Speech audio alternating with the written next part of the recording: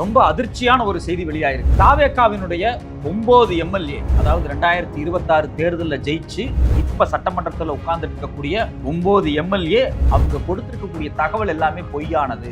குறிப்பாக தேர்தல் ஆணையத்துக்கு முன்னாடி நாங்க என்னென்ன படிச்சோம், எங்களுடைய சொத்து விவரங்கள் என்னென்ன அப்படிங்கிறது குறித்து முழுமையான தகவல்களை கொடுத்திருப்பாங்க இல்லையா, அது குறித்தான ஆவணங்களை எல்லாத்தையும் எடுத்து இன்ஸ்கோப் அப்படிங்கக்கூடிய நிறுவனம் ஆய்வு பண்ணியிருக்கிறாங்க. அந்த ஆய்வுல பல அதிர்ச்சியான விஷயங்கள் வெளியாயிருக்கு. குறிப்பாக இதுல ஒரு அமைச்சருடைய பேரும் அடிபடுகிறது. அவர் குறித்து வெளியிட்டிருக்கக்கூடிய கல்வி தகுதி இருக்கு பாத்தீங்களா, அந்த கல்வி தகுதியும் முறைகேடாக இருக்கிறது அப்படிங்கிற செய்தியை தான் இந்த இன்ஸ்கோப் நிறுவனம் வெளியிட்டிருக்கிறாங்க. உண்மையிலேயே அந்த எம்எல்ஏக்கள் யார் யார், அந்த மினிஸ்டர் யார், இப்ப ஏன் இந்த அபிடேவிட் எல்லாம் செக் பண்ணப்பட்டிருக்கு, இந்த தகவலை திரும்பவும் தேர்தல் ஆணையத்திடம் ஒப்படைத்து விசாரிக்கப்படும் போது இவர்களுடைய பதவிக்கு என்ன ஆபத்து ஏற்படும்? வணக்கம், இது தமிழ் குரல். நான் உங்கள் சத்யராஜ். தாவேகாவினுடைய எம்எல்ஏக்கள் ஜெயிச்சு இப்ப சட்டமன்றத்தில் உட்கார்ந்து இருக்காங்க இல்லையா, இவங்களுடைய அபிடேவிட், அதாவது தேர்தலில் நிக்கிறதுக்கு முன்னாடி தங்கள் குறித்தான தகவல்களை தேர்தல் ஆணையத்திடம் ஒப்படைப்பாங்க இல்லையா, அந்த அபிடேவிட்டை எடுத்து வச்சு செக் பண்ணும்போது பல அதிர்ச்சியான விஷயங்கள் வெளியாயிருக்கு. இதை நாம செக் பண்ணல, இன்ஸ்கோப் அப்படிங்கக்கூடிய நிறுவனம் எடுத்து வச்சு ஃபேக்ட் செக் பண்ணியிருக்கிறாங்க. இப்ப சமீபத்தில், அதாவது தாவேகா அரசாங்கம் அமைஞ்சதுக்கு பிறகு பெரும்பாலும் தாவேகா அரசு வெளியிடக்கூடிய எல்லா தகவல்களையும் ஃபேக்ட் செக் பண்றாங்க.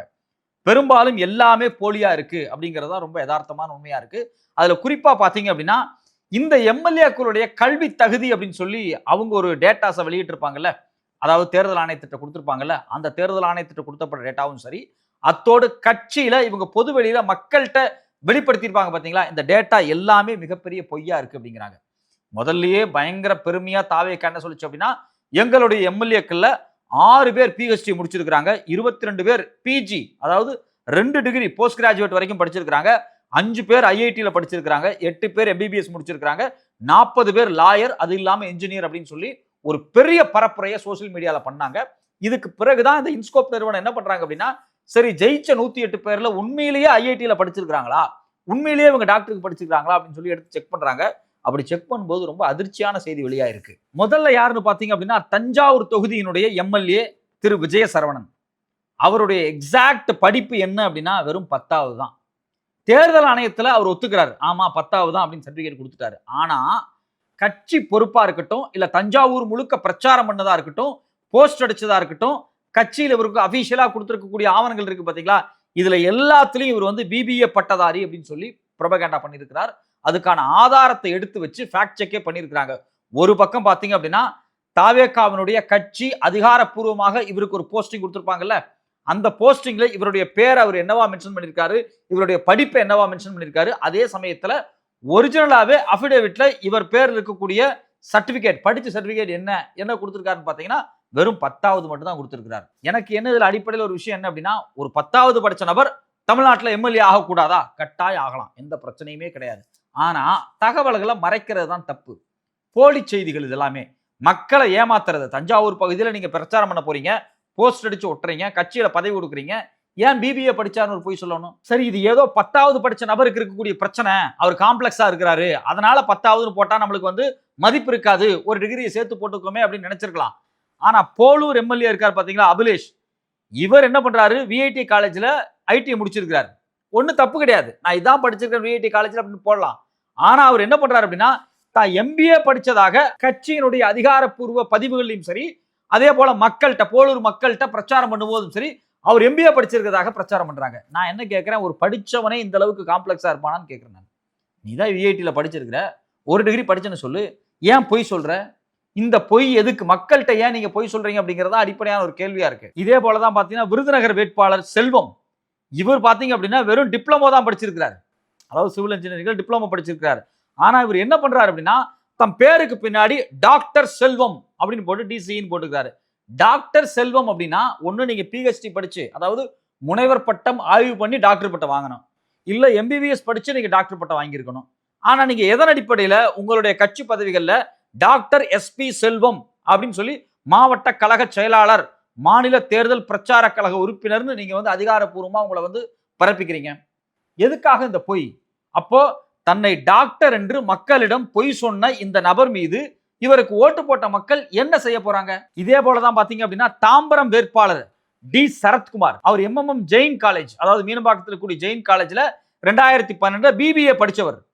ஆனா அவர் கட்சி பதவியில் என்ன போட்டிருக்காரு அப்படின்னா, திரு டி சரவணன் சரத்குமார் MBA செங்கல்பட்டு வடக்கு மாவட்ட கழக செயலாளர் அப்படின்னு சொல்லி அந்த மக்கள்கிட்ட ஒரு பரப்புரை பண்ணியிருக்காங்க.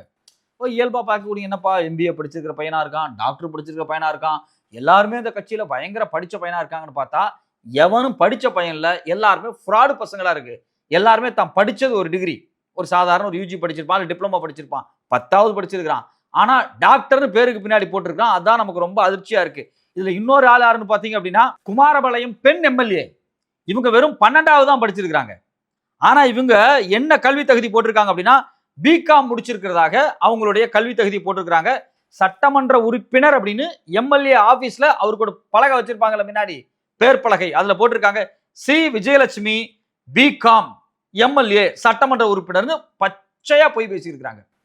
சரி, இந்த அம்மா MLAன்னு போட்டு உட்காந்து சட்டமன்ற உறுப்பினர் போட்டிருக்கிறீங்களே, தயவு செஞ்சு நீங்க என்ன படிச்சிருக்கிறீங்க, சர்டிபிகேட்டை கொடுங்க அப்படின்னா, சர்டிபிகேட்டை நான் 12வது தாங்க படிச்சிருக்கிறேன். 12வது படிச்ச இந்த அம்மா மக்கள் மத்தியில பிகாம்னு சொல்லி ஒரு ஃப்ராடு வேலையை பார்க்குறாங்க. இதே போல தான் பார்த்தீங்கன்னா கவுண்டம்பாளையம் MLA கனிமொழி சந்தோஷ், இவங்க என்ன சொல்றாங்க அப்படின்னா, நான் BABL படிச்சிருக்கிறேன், அதாவது சட்டம் படிச்சிருக்கிறேன் அப்படிங்கிறது சொல்றாங்க. சட்டம் படிச்சிருக்கிறது உண்மைதான். ஆனா பேருக்கு பின்னாடி டாக்டர்னு போட்டுக்கிறாங்க. எதுக்காக டாக்டர்னு போட்டுக்கிறாங்க? சட்டம் படிச்ச எல்லாரும் டாக்டர்னா போட்டுக்கிறாங்க. ஒன்னு PhD படிச்சிருக்கணும், இல்ல MBBS படிச்சிருக்கணும், இல்ல வேற ஏதாவது டாக்டர் பட்டம் வாங்கியிருக்கணும். ஆனா இவங்க என்ன பண்றாங்க அப்படின்னா, படிச்ச லா, அதாவது அவங்க படிச்ச சட்டத்தை மறைத்து விட்டு டாக்டர் பட்டத்தை போட்டிருக்கிறாங்க. அவங்களுடைய எல்லா போஸ்டர்லயும் பாத்தீங்கன்னா டாக்டர் கனிமொழி சந்தோஷ் நமது வெற்றி வேட்பாளர் கவுண்டம்பாளையம் சட்டமன்ற தொகுதி MLA ஜெயிச்சதுக்கு பிறகு டாக்டர் கனிமொழி MLA. எதுக்கு இந்த பொழப்பு? நேற்றுக்கு அந்த அம்மாவோட ஒரு போட்டோ வந்திருக்கு. மகாராஜா மாதிரி ஒரு பெரிய சேர்ல உட்காந்துட்டு, யாரு மற்றவங்கள்ட்ட கட்சிக்காரங்க அல்லாத மக்கள்கிட்ட பேசிட்டு இருக்கு. அவங்க எல்லாம் பிளாஸ்டிக் சேர்ல போட்டு உட்கார்ந்துருக்காங்க. அந்த அம்மா அந்த வீட்டில் ஒரு மகாராஜா தோரணையில உட்கார்ந்துருக்கு. இதையே திமுக காரங்களோ அதிமுக காரங்களோ செஞ்சா என்ன சொல்லுவாங்க? பாத்தீங்களா, ஜாதி திமிரு, ஆணவம், இவங்களுக்கெல்லாம் பெரிய மகாராஜா சேர்ல உட்கார்ந்துக்கிட்டு மற்றவங்களெல்லாம் இழிவா ட்ரீட் பண்றாங்க அப்படின்னு சொல்லி திமுக அதிமுக காரங்களை நீங்களும் விமர்சிச்சிருக்கீங்க.